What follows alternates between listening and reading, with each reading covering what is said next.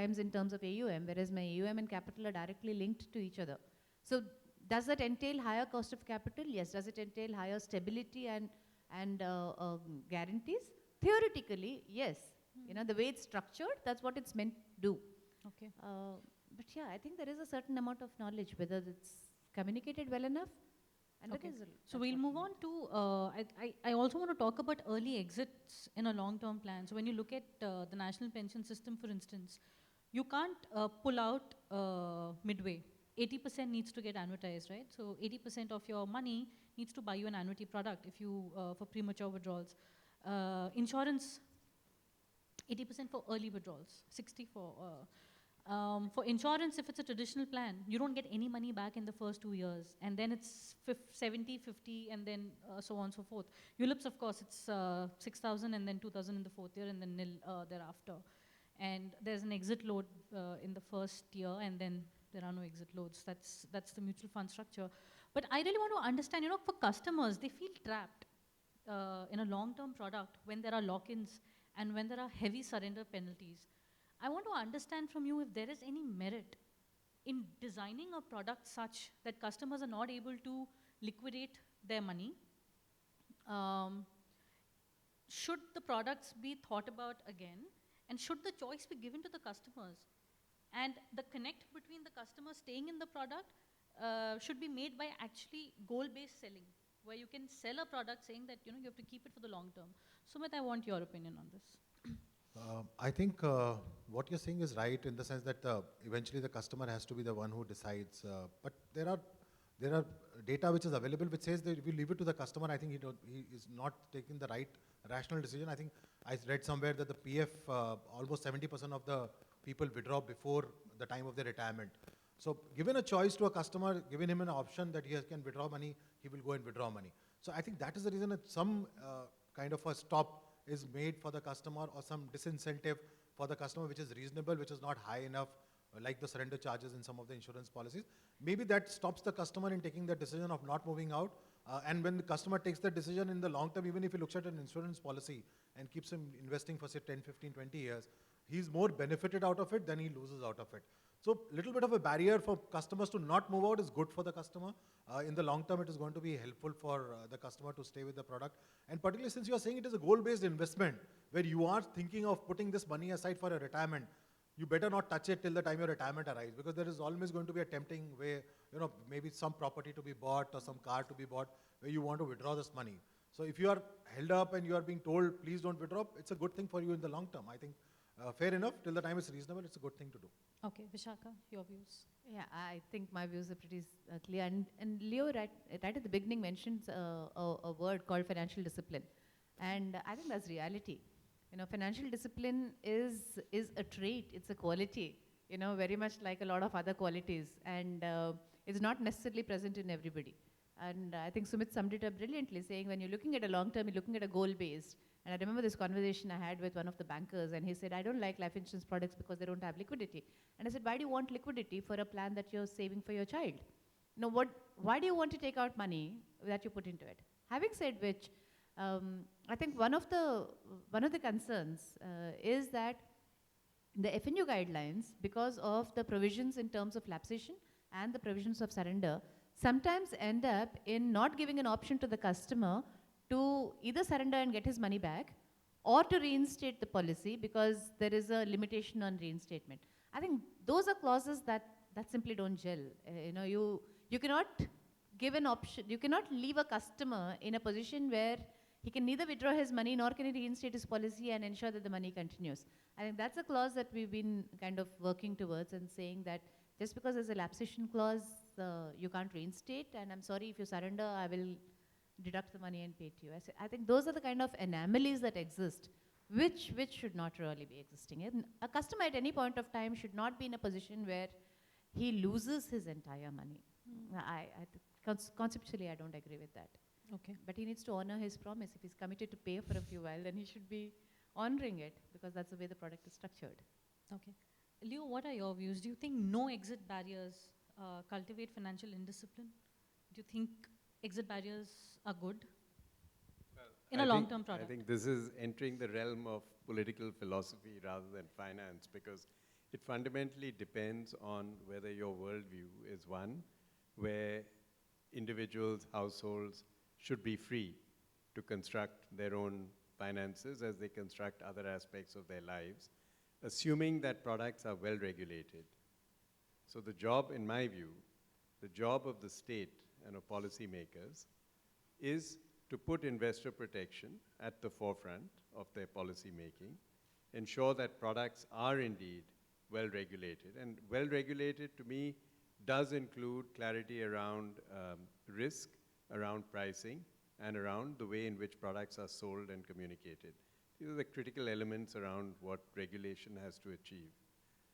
Assuming you are able to do that as a policymaker, I'm not personally in favor thereafter of having any further restrictions.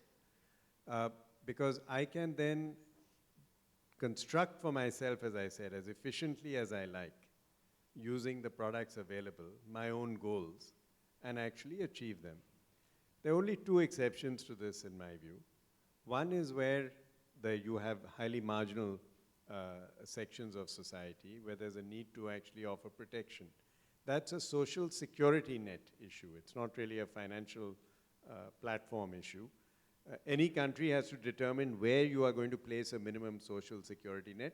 In Europe, today, that social security net is placed, of course, at a threshold that most of us would dream of and view as aspirational. In India, we have been in the process of defining where our social security net has to start, and one of the key elements of provision to that community, or whether you classify it as BPL or any other term, must include security in old age and retirement and so on. And I think that's a very legitimate segment for which you need to have.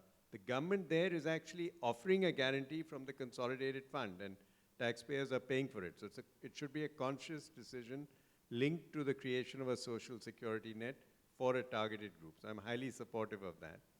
The second area where you'd have an exception, of course, is where the government consciously chooses to provide material tax advantages. Now that's a form of incentive where if I'm a policymaker and I say to you, I will give you a material incentive, in effect, to save, and in return for that, I am going to require you now to be more disciplined in the way that you actually hold this, because I am taking a view, and I'm not forcing you entirely to do it by mandate, I'm also incentivizing you. So it's your choice. I'm giving you this option. If you want this tax benefit, you will sign up to my terms, and my terms include a view that you must utilize this post-retirement. EPF, by the way, doesn't achieve that, as he pointed out, because EPF is essentially a form of But there tax are many advantage. loopholes in EPF that... It's a form, it's not a loophole, it's just a differently constructed, it's a form of tax advantage saving, which can be consumed. By the way, a pretty good option if I look at it cynically as a saver. I would love to have tax advantage saving products which essentially don't limit my ability to consume.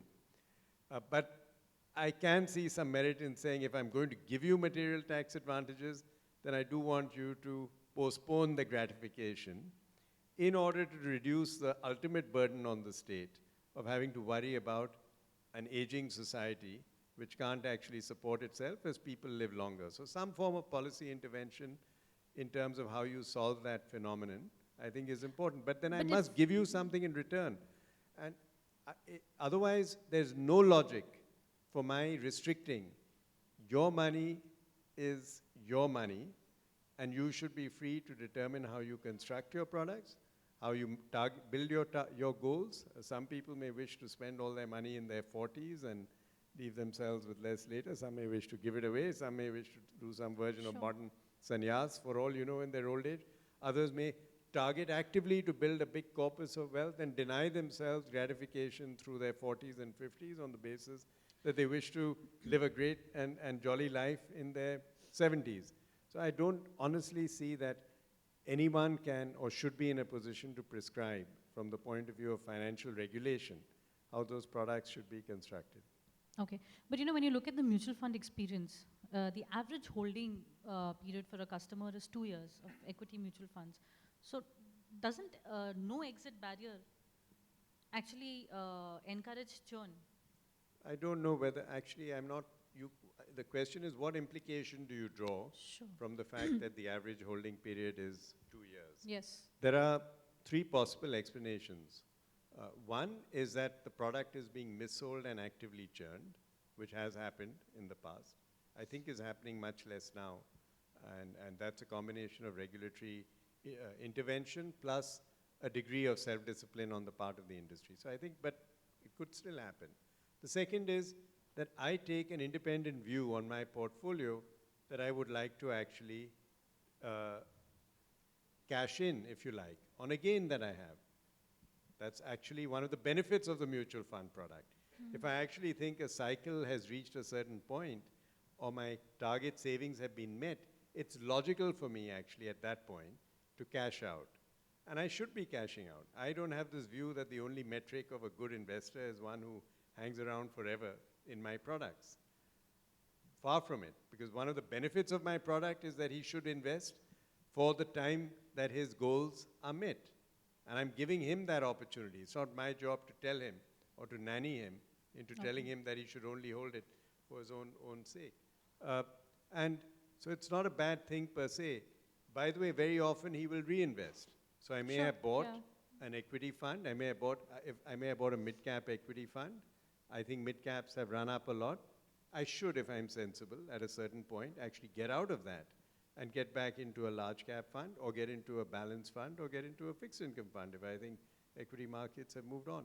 So that's a very natural thing to actually do. I think this whole issue of churn, therefore, has to be thought of a little bit more intelligently than it has been so far. We've also, the whole notion of the systematic investing process, by the way, has been a very big shift in the last few years, as you know. And I think that's a very good vehicle for people who are systematically building up savings. I will say empirically, without going deep into this whole comparison issue, that empirically you cannot argue for a better outcome for a long-term investor in terms of efficiency, cost, and return than being able to construct the right portfolio of mutual funds and admittedly being disciplined about it through a life cycle. There is no set of products which will give you a better combination of cost and yield at the end of it all. The trick is, of course, if that is your goal for long-term saving, you will have to be disciplined. The NPS, on the other hand, is a social contract. I give you a tax benefit in return for which I do expect you to actually come in. It's an EET product. There's a lot of debate going around whether that can be made on par with an EPF, and I think it should be. My first comment was we have too many distortions in financial regulation and taxation, which is confusing for an investor. But even if it isn't, it's actually a very good product. It's not mutually exclusive with also taking protection products from a life company or building a portfolio of mutual funds as well. So we are not, none of our products are mutually exclusive in that sense either. And I would stress that you can build a healthy portfolio around all of this. I think we've run out of time now. So we have to close the discussion. Thank you so much. We'll have time for maybe a question if anyone wants to ask a question. Okay, so I think we'll, yeah. You know, while Leo started off saying he's not going to make a comparison, he used the last 5 minutes to exactly make a pitch for mutual funds, and without giving any opportunity to any of us to actually counter it. Okay, so I think I just want to leave it and say that if you're looking at a like-to-like comparison from a ULIP, mutual funds is a lot of do-it-yourself. Yes, you need to be able to plan your portfolio, you need to revisit your portfolio, you need to be able to be disciplined about it and monitor it. So comparatively, so if you look at it from a life insurance, there is somebody else who's doing it all for you. So if you want to do a fill it, shut it, forget it approach and say I've got better things to do than manage my money, then I think that's where ULIPs will provide as much a run for money as a mutual fund do. You do a 10-year comparison and you will find that at the end of 10 years, it works. Exposed to market volatility, market risk. That's why I said, but the investment pattern and the structure available to it and the responsibility is lesser on the You want to say something now? investor. Now we're going to get But into a that's debate. because, yeah, but that's because I The make big it fight so starts now. I make it so expensive for you to leave that you have no choice, No, basically. no, it isn't. ULIPs are not. Let's not. I trap you into a surrender cost which makes it impossible. I expose you to the same risk and I build a little prison around you through surrender costs. So Leo, there are no surrender costs in ULIPs. Not in ULIPs. There not are in no ULIPs. surrender There's a costs. lock-in. Yeah. On There's a top of lock-in it, if you 5 don't years. pay money, it goes into policy discontinued fund where it is serviced and a minimum guarantee and the upside is given back to the No, customer. so- But the costs The are front-loaded ULIPs. even in ULIPs, right? So Sorry? the costs are front-loaded in ULIPs. So What, 7%? What is the maximum cost that you can have? And when you spread it over a period of 15 years, you're talking about less than that. You know, so, and the FMC charges are lower. So no. I mean, I can prove it, empirical data, that after 10 years, the mutual funds and the ULIP products actually work brilliantly in the same effective way. So there is empirical data to it. I've done enough research on it. I've had enough arguments with my So maybe we'll CIOs take before I this- made that. we'll take this over lunch. Yeah? You want to say something, your closing remarks? Okay, great. Thank you so much for the discussion. Thank you, everyone.